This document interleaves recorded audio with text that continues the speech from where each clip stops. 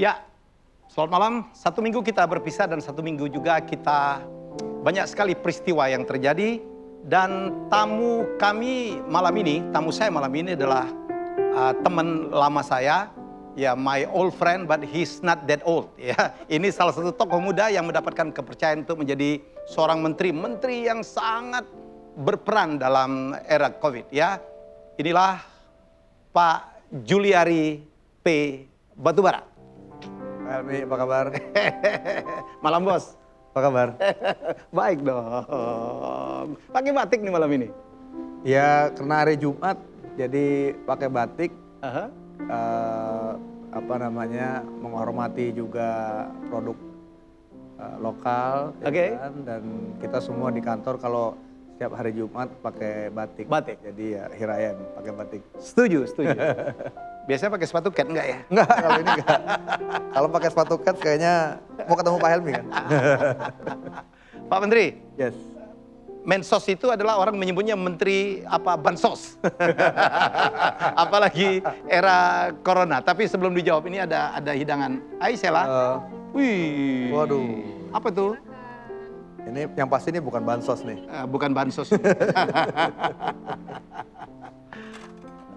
Oke. Baik, saya tahu Pak Menteri, Menteri Sosial itu sangat dibutuhkan untuk negara kita, apalagi di masa pandemik Corona COVID-19 ini ya. Bansos penyerapan udah sejauh apa Pak Menteri? Ya sebenarnya kalau bicara bansos, ya. Pak Helmi, itu kan kita bagi dua. Jadi ada yang sifatnya reguler. Ada sifatnya reguler? Reguler ini ada COVID atau nggak ada COVID, jalan ya. Jalan, memang sudah ada? Memang sudah ada. Oke. Ada dua yang besar, ada ya. namanya programnya PKH, Program Keluarga Harapan. Keluarga Harapan? Yang satu lagi BPNT, Bantuan Pangan Non-Tunai. Bantuan? Bantuan Pangan Non-Tunai. Non-tunai? Ini dulu namanya Raskin. Tapi kalau dulu itu dibaginya bentuknya beras. Oke. Sekarang bentuknya non-tunai, uang. Jadi dia penerima manfaatnya itu mendapatkan kartu. Jadi kita tiap bulan men-top up kartu itu 200.000. 200.000, satu keluarga? Satu keluarga. Oke. Dan jumlah penerimanya ini sekarang itu 20 juta Pak Helmi. 20 juta penerima? 20 juta keluarga loh, bukan jiwa. Oke. Jadi kalau satu keluarga itu ada 4 orang itu mungkin ya. Kalau di total tuh bisa 80 juta orang yang memanfaatkan program tersebut. Kalau yang PKH itu program Keluarga Harapan tuh penerima manfaatnya itu adalah 10 juta keluarga. 10 juta keluarga. Berapa satu keluarga per bulan? Kalau PKH itu tidak tetap, tidak fix. Karena dia PKH itu istilahnya tuh Conditional Cash Transfer Program. Jadi ada 8 komponen. Ya, saya nggak mau tahu teknis ya. Tapi ada 8 komponen. 4 komponen kesehatan, 3 komponen pendidikan. Ya. Jadi begini, misalnya kalau kita datang ke satu keluarga prasejahtera lah ya, atau keluarga miskin begitu ya. Kita lihat di dalam keluarga itu apakah ada komponen yang 8 ini. Nah, di setiap komponen itu nilai bantuannya berbeda Pak Helmi. Dari yang paling kecil 900.000 per tahun, yang paling besar 3 juta per tahun. Oh, ada sampai 3 juta per tahun? Per tahun. Kita disbursementnya, pencairannya tiap 3 bulan. Ya. Jadi ada keluarga yang mungkin bisa dapat 900.000 per tahun, ada yang bisa 3 juta. Tapi biasanya Pak Helmi, satu keluarga tuh biasanya lebih dari satu komponen. Karena saya ambil komponen ibu hamil gitu ya. Ada tuh ibu hamil. Oh, kalau di keluarga itu istrinya, ada yang ibunya sedang lagi hamil. Ya. Biasanya dia juga punya anak yang usia dini, infant begitu ya. Ya. Nah, ibu hamil itu bantuannya besarannya 3 juta per tahun. Juga komponen anak usia dini yang belum sekolah ya, itu juga komponen besarannya 3 juta juga. Jadi yang didapatkan keluarga itu karena ada 2 komponen tersebut, ibu hamil dan anak usia dini adalah 3 juta plus 3 tambah 3, 6 juta per tahun. Siapa yang ngecek Pak?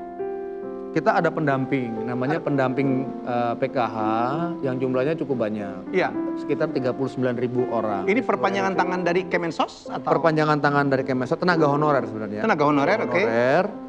Yang tugasnya adalah mendampingi keluarga-keluarga ini. Oke. Karena begini Pak Helmi, nggak terlalu simpel. Oke. Selama dia mendapatkan bantuan dari pemerintah melalui Kemensos, uang tadi, ini kan dikirimnya ke rekening. Jadi langsung dari negara ke rekening Ya. yang bersangkutan.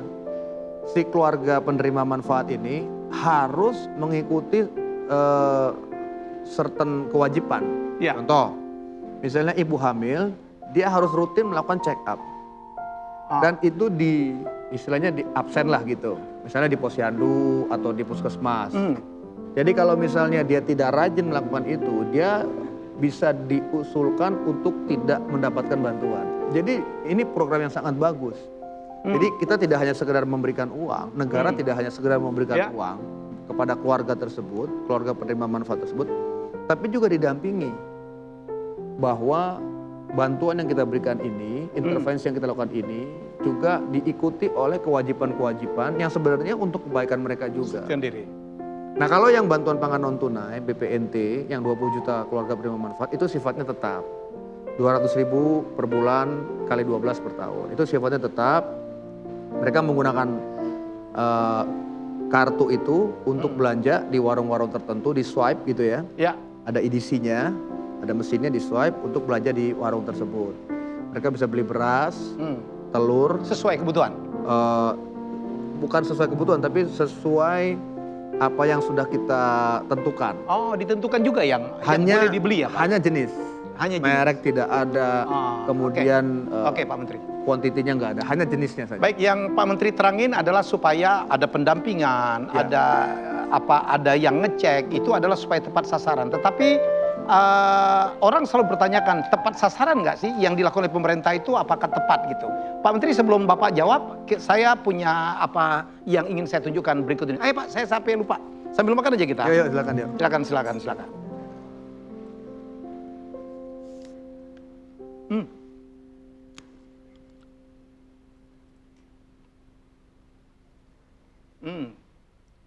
Anggota DPRD DKI masuk daftar penerima bansos corona. Oke. Terus apa lagi? Sengkarut data bansos pemerintah, anak anggota DPRD Cimahi terima bantuan. Nah, ini yang kita dapatkan dari masyarakat Pak. Ngecek sendiri, Bupati temukan bansos COVID-19 tak tepat sasaran. Oke, ada lagi kah? Baik, Pak Menteri, apa yang Bapak bisa komentarin tentang laporan-laporan dari lapangan ini Pak? Ya jadi begini Pak Helmi, ini sebenarnya yang disampaikan, yang ditampilkan ini adalah bantuan sosial yang sifatnya khusus, ya, yang dilakukan kita jalankan pada saat COVID. Jadi bukan yang reguler, ya. Nah, yang dilakukan pada saat COVID ini tentunya kan semuanya serba emergensi Pak Helmi. Ya. Apalagi Presiden minta betul supaya dipercepat sampai ya Pak ya? Pertama harus cepat dan tepat, ini kan nggak mudah. Iya. Tapi begini, saya bukan untuk menyebutkan itu salah. Jadi sebenarnya banyak orang tidak tahu bahwa data yang kami terima sebagai penerima bansos itu adalah dari daerah. Jadi terus, Pak. tepat atau tidak tepatnya bantuan tersebut sebenarnya tergantung juga dari daerah. Iya. Jadi kalau bantuan sosial khusus yang selama COVID, Pak Helmi, ini datanya bukan dari kita yang cari, tapi dari daerah. Persoalannya dari daerah ini yang kadang-kadang tidak mutakhir ya Pak Menteri? Ya nggak sesimpel itu ya Pak Helmi ya. Kita kan negaranya nggak kecil ya. Ya. Negaranya nggak kecil, pada saat COVID semua orang merasa perlu dibantu. Ya. Dan bantuan sosial ini tidak hanya pemerintah pusat saja yang menjalankan. Ya. Ada pemerintah pusat, pemerintah provinsi, bahkan pemerintah kabupaten kota. Sehingga pada saat pendataan itu memang tidak mudah. Jadi saya pun bisa merasakan betapa sulitnya daerah untuk melakukan pendataan. Tapi harus dilihatnya begini Pak Helmi. Ya. Kalau untuk menjadi sempurna 100% saya kira kan kita terlalu naif. Betul. Ya. Betul. Tapi mayoritas itu tepat sasaran atau tidak? Saya bisa jamin bahwa mayoritas itu pasti tepat sasaran. Karena majority. Ya, majority. Dan seringkali saya berdebat itu begini. Seringkali kan kita membahas yang negatifnya saja. Tapi nggak pernah kita mengapresiasi yang positifnya. Artinya Pak Helmi, coba bayangkan. Begitu banyaknya bantuan sosial. kalau sebagian besar tidak tepat sasaran, mungkin udah kerusuhan Pak Helmi. Ya, ternyata tidak. Kan tidak. Alhamdulillah tidak. Alhamdulillah. Amit-amit jangan sampai. Jangan sampai. Gitu. Anda mau mengatakan bahwa no news is good news ya? Ya perspektifnya kadang-kadang beda kan dari sisi media. Iya. Dari sisi. Tapi itulah juga fungsi media, melakukan kontrol terhadap apa yang dilakukan oleh pemerintah, betul ya? Tentunya Pak kita, Menteri, ya kita kan bekerja kan, kita di pemerintahan ini kan juga bekerja kan memerlukan media sebagai salah satu bentuk kontrol buat pekerjaan kita juga. Tapi dan saya juga tidak pernah terlalu besar gitu ya, terlalu marah-marah gitu ya terhadap pemerintahan yang mungkin tidak objektif ya. Saya kira prinsip bekerja saya, kita yakin saja apa yang sudah kita kerjakan itu sudah on the right track. Dan yang kedua Pak Helmi, ini juga mengikuti cara kerja Presiden adalah kita sering turun ke lapangan Pak Helmi. Ya. Untuk memastikan bahwa program-program bantuan itu bisa tepat sasaran. Pak Menteri, pada saat Pak Jokowi kemudian kemarin dengan apa, dia agak kesal gitu karena serapan bantuan-bantuan atau program-program itu masih kecil. Sekarang Pak Menteri bisa menjawab untuk dari yang kementerian yang Bapak pimpin serapannya udah berapa persen Pak? Kalau untuk Kementerian Sosial sendiri saat ini per kemarin saya cek itu kita serapannya sudah 63, sekian persen. Kalau dari seluruh kementerian itu nomor 3. Nomor 3. Tapi begini Pak Helmi, bukannya untuk pembelaan ya, anggaran kita kan saat ini paling besar di antara 34 kementerian. Berapa triliun yang Bapak kelola? 134. 134. Membesar juga gara-gara corona juga ya Pak? Ya sebenarnya begini, waktu kita mulai tahun ini, belum ada COVID-19 ya, anggaran Kementerian Sosial itu hanya 62,7 triliun Pak Helmi. Bayangkan dari 62 ke 134. Wih, itu double ya? Lebih dari double. Dan itu melalui 2 kali revisi. Sehingga tentunya kalau bicara 60% dari 134 triliun, itu sudah 70 triliun sekian Pak Helmi.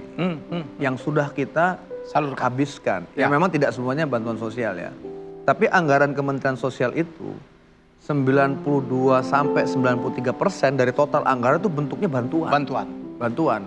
Jadi belanja pegawai kita, belanja barang kita, belanja modal kita itu kecil. Semuanya bantuan? Hampir semuanya bantuan. Oke. Pak, masih banyak yang saya ingin tanya, tapi kita break dulu sementara. Pak, saking seriusnya nggak dimakan tuh. Takut dingin ya. Jangan kemana, kita akan segera kembali setelah yang berikut ini.